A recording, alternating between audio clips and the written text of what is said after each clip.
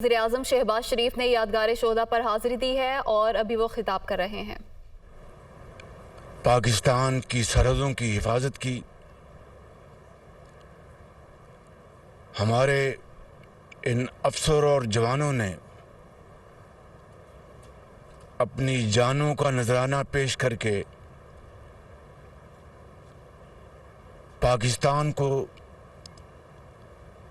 दुश्मन के मकाराना हमले से न सिर्फ बचाया बल्कि धरती की एक एक इंच की अपनी जानों से ज़्यादा हिफाजत की और दुश्मन के दांत खट्टे कर दिए। आज पूरी कौम उन शहीदों को सलाम पेश करती है, गाजियों को सलाम पेश करती है। आज से 57 साल पहले जो दुश्मन ने मकारी की थी, एक मुल्क जो पाकिस्तान गुना बड़ा था, पाकिस्तान की अफवाज ने अल्लाह के सहारे और अपने अकीदे और मुसम्मम इरादे के बलबूते पर दुश्मन के तमाम नापाक अज़ाइम खाक में मिला दिए। आज जब पूरी कौम उन शोहदा और गाजियों को सलाम पेश कर रही है, आज फिर सैलाब के हवाले से पूरी कौम यकजां दो कालिब है। आज फिर जंगे सितंबर की तरह ना कोई पंजाबी, ना पठान, ना सिंधी, ना बलोच, ना कश्मीरी, ना बल्ती, बल्कि मुसलमान और पाकिस्तानी की तरह एक लड़ी में परोए जा चुके हैं और इन तलातुम खेज़ दरियाई और बारिशी सैलाब का दिन रात मुकाबला कर रहे हैं। पाकिस्तान की तारीख़ में इससे पहले कुदरती आफत के हवाले से इससे बड़ी तबाही देखती आंख ने देखी नहीं थी। पूरी कौम, वफाकी हुकूमत, सूबाई हुकूमतें और अफवाज पाकिस्तान मिलकर इस आफत का मुकाबला कर रहे हैं और दुखी इंसानियत का हाथ थामे हुए हैं। अफवाज पाकिस्तान के अफसरों और जवानों ने एक मरतबा फिर अपनी जानों का नजराना पेश किया है, चाहे वो लासबेला का मुकाम है या पाकिस्तान के अंदर कोई और मकाम। वो दिन रात अपने भाइयों और बहनों को महफूज मकामात तक पहुंचाने में कोई कसर नहीं छोड़ रहे। आज पूरी कौम मेजर रफ़ीक अजीज़ भट्टी को सलाम पेश कर रही है। आज पूरी कौम मेजर शबीर शरीफ शहीद को सलाम पेश कर रही है। आज पूरी कौम स्क्वाड लीडर सरफराज रफ़ीकी को सलाम पेश कर रही है। आज पूरी कौम मेजर मोहम्मद ज़ियाउद्दीन उपल को सलाम पेश कर रही है। हर उस शहीद को, हर उस गाजी को जिन्होंने अपनी जान की परवाह न करते हुए पाकिस्तान की एक एक इंच को महफूज किया।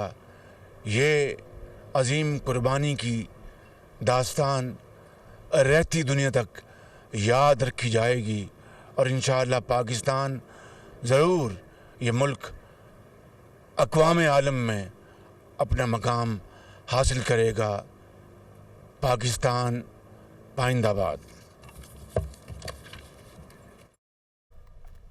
वज़ीर-ए-आज़म शहबाज शरीफ की यादगार शोहदा पर हाज़िरी के बाद गुफ्तगू। उन्होंने कहा कि पाक फ़ौज ने अपनी सरहदों की हिफाजत की, अपनी जानों का नजराना पेश करके दुश्मन के मक्काराना मंसूबों से बचाया, धरती की एक एक इंच की अपनी जानों की कुर्बानी देकर हिफाजत की और दुश्मन के दांत खट्टे कर दिए। यौम दिफाए Pakistan army chief general Qamar Javed Bajwa ने कहा है कि कौम अपने हीरोज़ को सलाम पेश करती है। पाकिस्तान का परचम बुलंद रखने के लिए शोहदा ने बेमिसाल कुर्बानियां दी।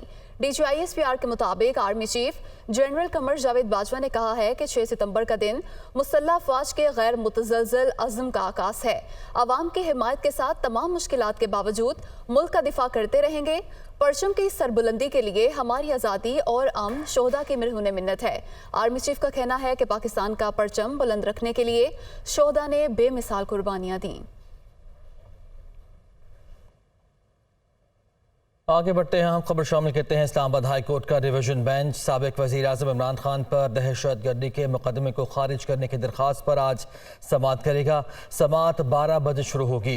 इसी हवाले से रब्ता किया है हमारे नुमाइंदे आमिर सैयद अब्बासी हमारे साथ मौजूद हैं। आमिर, आगाह कीजिएगा।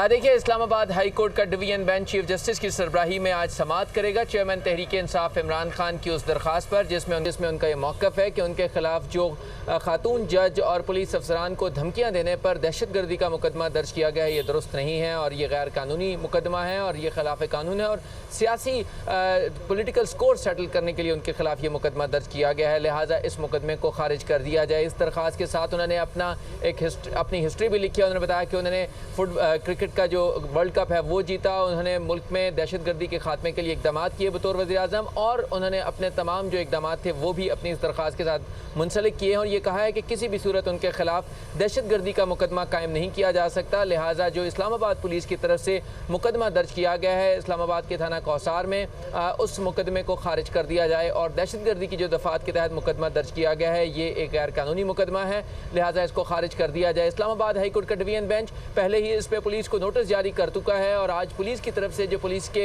हुकाम हैं वो अदालत में पेश होंगे। इसके अलावा पुलिस प्रोसिक्यूटर पेश होंगे और वो इस मुकदमे का जवाब देंगे कि कैसे उन्होंने इमरान खान के खिलाफ उस बयान पर दहशतगर्दी का मुकदमा दर्ज किया जो उन्होंने एक रैली से खिताब के दौरान किया और उसमें उन्होंने न सिर्फ खातून जज को धमकियां दी बल्कि पुलिस हुकाम को भी धमकियां दी।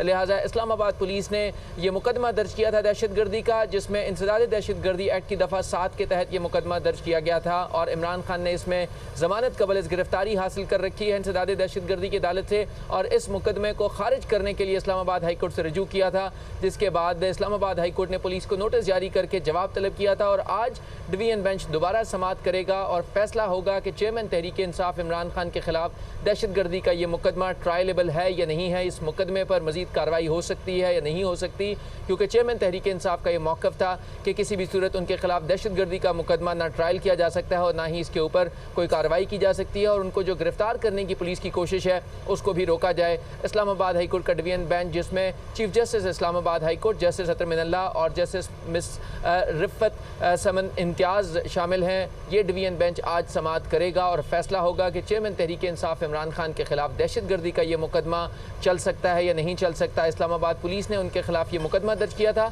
और बाकायदा तौर पर उनकी गिरफ्तारी के लिए कोशिश भी की थी, लेकिन उन्होंने ज़मानत कबल इस गिरफ्तारी इंसदाद दहशतगर्दी की अदालत से करवा रखी है जिस पर 12 सितंबर तक उनकी ज़मानत मंजूर है और अब उन्होंने मुकदमा खारिज करने के लिए इस्लामाबाद हाई कोर्ट से रजू किया था। बिल्कुल ठीक है, आज इस पर समाअत होने जा रही है। बहुत शुक्रिया आपका आमिर सैयद अब्बासी। इमरान खान के तौहीन आमेज बयानात, वफाकी काबीना का अहम इजलास आज होगा। इमरान खान की आर्मी चीफ की तकर्री के मामले पर तकरीर का जायजा लिया जाएगा। वजारत दाखिला और कानून इमरान खान के खिलाफ कानूनी कार्रवाई के पहलुओं पर ब्रीफिंग देगी। काबीना कानूनी इकदाम की रोशनी में इमरान खान के खिलाफ कार्रवाई करने का जायजा लेगी। इजलास में सैलाब की सूरत हाल और रिलीफ सरगर्मियों पर ब्रीफिंग भी दी जाएगी। इजलास में मुल्क की माशी और सियासी सूरत हाल का जायजा भी लिया जाएगा। तफसीलात जानेंगे नुमाइंदा दुनिया न्यूज़ यासिर मलिक हमारे साथ मौजूद हैं। यासिर, बताइएगा क्या क्या हम फैसले आज हो सकते हैं?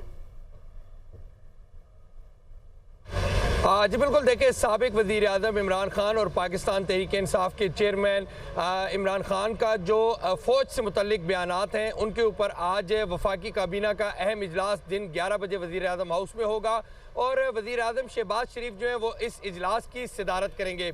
इजलास में जो इमरान खान की जानिब से आर्मी चीफ की तकर्री के मामले पर जो तकरीर की गई है उसका जायज़ा लिया जाएगा। इसके साथ साथ वजारत कानून और वजारत दाखिला जो है वो उनकी तकरीर से मुतल्लिक और उसके ऊपर होने वाले जो कानूनी पहलू हैं और किस तरह से इसके ऊपर इकदाम उठाए जाने हैं उसके ऊपर ब्रीफिंग देगी।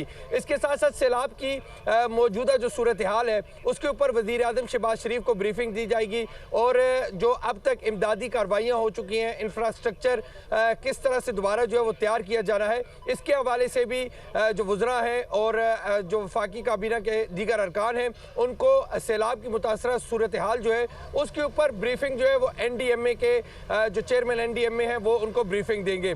इसके साथ साथ मौजूदा जो मुआशी और सियासी सूरत हाल है उसके ऊपर तबादला ख्याल किया जाएगा, ICC के फैसलों की तोसी की जाएगी।